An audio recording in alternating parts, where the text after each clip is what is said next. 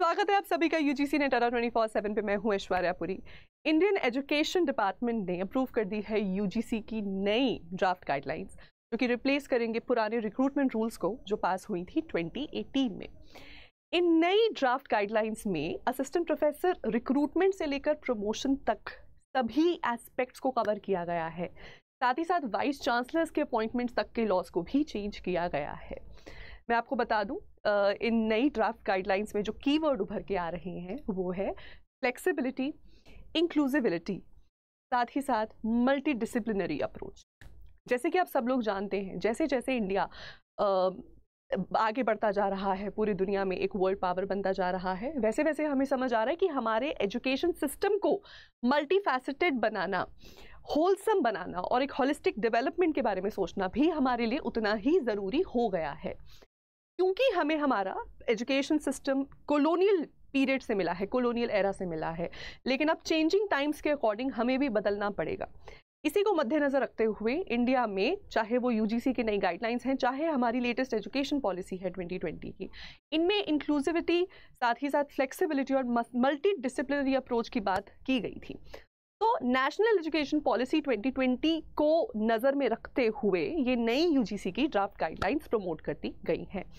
आज के सेशन में मैं इन तीनों ही एस्पेक्ट्स के बारे में डिटेल में आपसे बात करूंगी, और चाहे आप ऑलरेडी सर्विस में हैं, असिस्टेंट प्रोफेसर हैं और कोशिश कर रहे हैं प्रमोशन के लिए, एसोसिएट प्रोफेसर बनने के लिए, चाहे आप एसोसिएट प्रोफेसर से प्रोफेसर बनने के लिए चाह रहे थे, चाहे आप अभी एंट्री लेवल पर हैं या फिर सपना रखते हैं कभी आगे वाइस चांसलर बनने का, इन सभी केसेस में वीडियो आपके लिए बहुत यूजफुल रहने वाली है, बिकॉज आप सभी के लिए मेजर चेंजेस यहाँ पर प्रपोज किए गए हैं। तो अंत तक बने रहिए मेरे साथ। आइए सबसे पहले बात कर लेते हैं फैकल्टी रिक्रूटमेंट लॉज की। अब से पहले क्या था, आपको एक पर्टिकुलर सब्जेक्ट में अपनी बैचलर्स करनी होती थी, या मान लो आपने जनरल बीए प्रोग्राम किया जहां पर आपके पास एक सब्जेक्ट सब्सिडियरी सब्जेक्ट की तरह है जो आपने 2 साल पढ़ा, या आपने ऑनर्स किया उस सब्जेक्ट में जहां आपने एक सब्जेक्ट को 3 साल पढ़ा, फिर आपने उसी में मास्टर्स की, फिर आपको उसी में अपना नेट क्वालिफाई करना है, फिर उसी के बेसिस पर आपको उस पर्टिकुलर सब्जेक्ट का असिस्टेंट प्रोफेसर रिक्रूट कर दिया जाता था। अब यहाँ पर हम एक मल्टी डिसिप्लिनरी बैकग्राउंड की बात कर रहे हैं। अब हम कह रहे हैं कि आपको कोई ज़रूरत नहीं है सेम ही सब्जेक्ट से बैचलर्स या मास्टर्स करने की।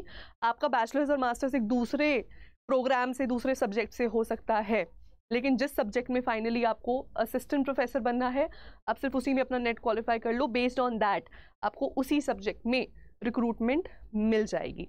पहले रिक्रूटमेंट रूल्स यहाँ काफ़ी स्ट्रिक्ट थे, एक पर्टिकुलर ट्रैजेक्टरी फॉलो करनी पड़ती थी, लेकिन अब ताकि बढ़ावा दिया जा सके उन पैशनेट लोगों को जो हो सकता है फॉर सर्टन रीज़न पहले किसी और सब्जेक्ट में चले गए लेकिन लेटर ऑन अपनी एक्सपर्टीज़ किसी दूसरे सब्जेक्ट में दिखा रहे हैं, इन लोगों को बढ़ावा दिया जाएगा एजुकेशन सिस्टम में एंटर करने का और अपने पैशन से इसे इवॉल्व करने का।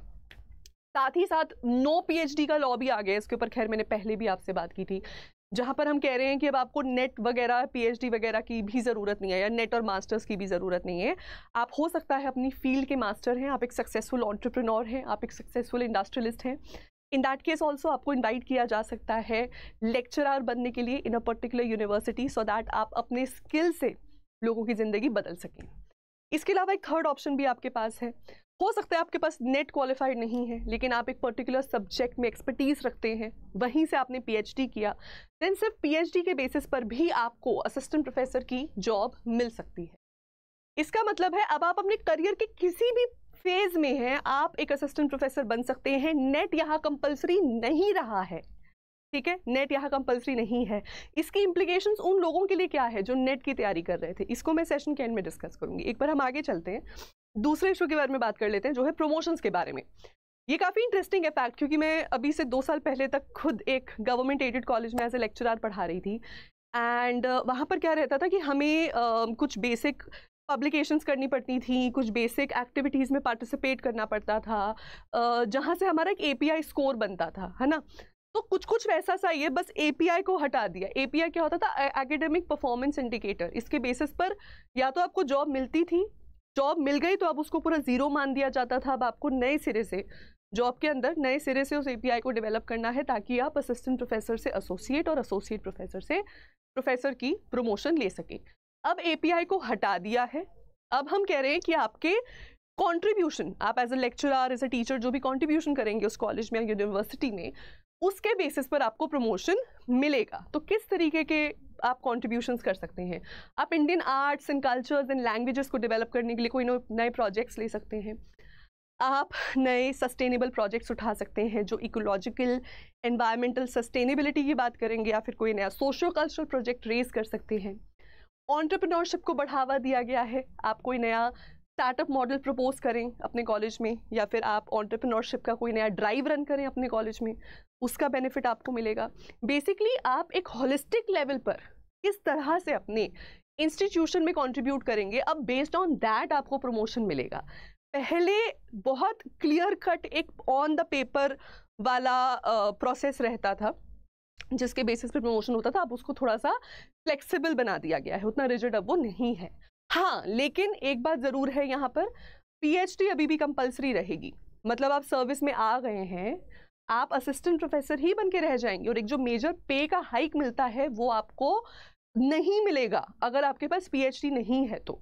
लेकिन मैं फिर से आपको बता दूं, सर्विस में एंटर करने के बाद अगर आप एक गवर्नमेंट कॉलेज या यूनिवर्सिटी में जाते हैं, वहाँ पर आप एक्चुअली 2 साल का स्टडी लीव ले सकते हैं, जहाँ पर आपको आपकी पे मिलती रहेगी, लेकिन आप अपनी हायर एजुकेशन को देख सकते हैं। तो डेफिनेटली अगर पहले आपके पास पीएचडी नहीं है तो सर्विस में एंटर करने के बाद आप 2 साल का ब्रेक लेके अपना पीएचडी ज़रूर करें, क्योंकि फिर आने वाले टाइम में प्रमोशंस के लिए पीएचडी चाहिए होगा, अभी भी चाहिए होगा नए लॉज के तहत।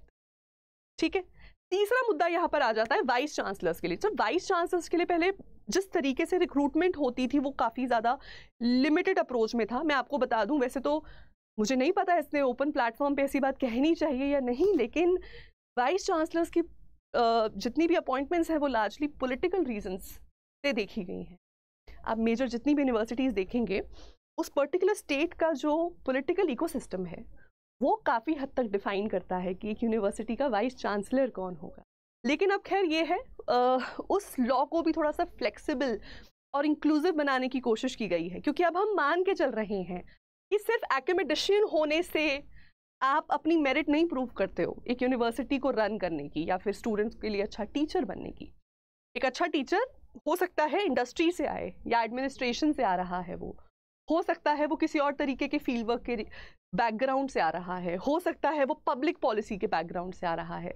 तो अब ये सारे एवेन्यूज़ के मास्टर्स को, एक्सपर्ट्स को एंट्री दी जाएगी इनटू द यूनिवर्सिटीज़ उनका वाइस चांसलर बनने के लिए, सो दैट वो अपनी इंडस्ट्री एक्सपर्टीज़ और अपने एरिया के एक्सपर्टीज़ को यूज़ करके उस पर्टिकुलर यूनिवर्सिटी की ग्रोथ एंड डेवलपमेंट को इंश्योर कर सकते हैं।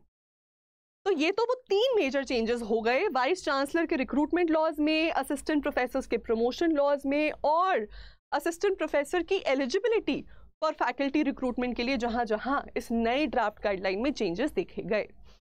अब मैं जानती हूँ अंत में उन सभी लोगों का सवाल यहाँ पर एक बना हुआ होगा जो करंटली अपनी बैचलर्स या मास्टर्स में हैं और इस लेवल ऑफ एक्सपर्टीज़ पे अभी पहुँचे नहीं, और वो सिर्फ नेट के सहारे बैठे हैं कि नेट के सहारे हम असिस्टेंट प्रोफेसर बनेंगे। तो क्या वो क्या करें, एक सवाल ज़रूर होगा। मैं आपको बता देना चाहती हूँ कि फैकल्टी रिक्रूटमेंट लॉज में नेट को पूरे तरीके से हटाया नहीं गया है, नेट को सिर्फ और सिर्फ नॉट कंपलसरी बनाया गया है। मतलब पहले हो सकता है मैं एक बहुत बड़ी कंपनी की सीईओ हूँ, लेकिन सीईओ होने के बावजूद भी मुझे नेट चाहिए था असिस्टेंट प्रोफेसर बनने के लिए। अब इतना ही काफ़ी है कि मैं एक बहुत बड़ी कंपनी की सीईओ हूँ, मैं एक लेक्चरर बन सकती हूँ एक यूनिवर्सिटी में और वहाँ जाकर एंटरप्रेन्योरशिप या फाइनेंस या मार्केटिंग पे लेक्चर्स दे सकती हूँ। लेकिन इसका ये मतलब नहीं है कि आपने अगर मास्टर्स एमकॉम किया है तो आप एलिजिबल नहीं हैं। अभी भी वो प्रोसेस चलता रहेगा जहाँ पर आप नेट देंगे, आपके पास नेट है तो बेसिस ऑन दैट आपको रिक्रूट किया जाएगा। नेट की वैलिडिटी ख़त्म नहीं हो जाती है, नेट रहेगा। लेकिन हाँ, ये है एवेन्यूज़ को बढ़ा दिया गया है। तो पहले एंट्री पॉइंट सिंगल लेवल पे था, वो एंट्री लेवल्स को मल्टीप्लाई कर दिया गया है। ये करके हम बस यही चाह रहे हैं कि ज़्यादा से ज़्यादा टैलेंट हमारे एजुकेशन सिस्टम तक पहुँचे, क्योंकि इंटरनेट टेक्नोलॉजी की डेवलपमेंट से, सोशल मीडिया की डेवलपमेंट से अब घर घर में बच्चा बेचैन है, वो कुछ नया करना चाहता है। 15-15 साल के बच्चे एंटरप्रेन्योर्स बनना चाहते हैं।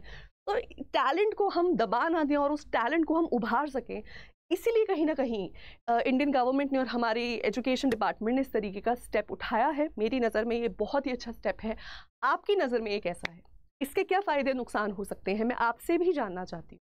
तो वीडियो के नीचे कमेंट सेक्शन में मुझे लिख के ज़रूर बताइए कि इस पर आपका विचार क्या है।